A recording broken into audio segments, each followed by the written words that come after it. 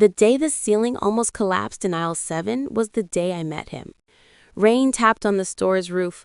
I was restocking paint rollers, already hating my life's sawdust scent, when the ceiling tile above an old man cracked, then burst.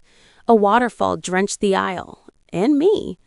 "Is there a manager?" a deep voice asked behind me. I turned, soaked, and saw him. A man in a sharp suit with an umbrella hooked on his arm.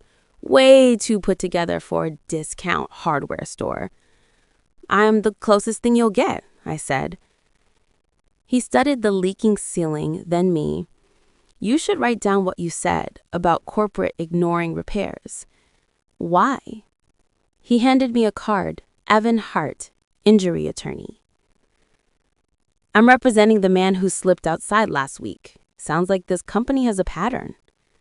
"Great, I just met the guy suing us." But he smiled, unexpectedly warm. "Do you always joke when ceilings fall?" "Only on Tuesdays."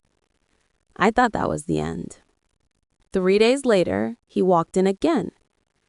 "I need help with wall anchors," he said, scanning for me, clearly lying. I teased him, he teased back. We talked mirrors, lawsuits, life. He asked why someone like me worked here. I told him about college I never finished because Dad got sick. He looked at me like that mattered. Then, quietly, "I hoped I'd run into you again. Maybe coffee, if that's not wildly inappropriate." It was, and flattering. I told him after the trial. He didn't text until the break room notice appeared. "Store closing. Final day, June 30th. My hands trembled as I messaged him. "So I guess you won?" He replied instantly, worried. We met at a cafe. He looked honestly upset. "I didn't take the case to hurt workers," he said. "I wanted justice, not layoffs." "So what now?" I asked. "Tell the truth," he said, "on the record. They need to hear it from someone inside." I was terrified, but I remembered the old man under that collapsing ceiling. "I'll do it," I said. The depositions were brutal, Suit staring at me like I was a problem. Evan sat beside me, steady, calm.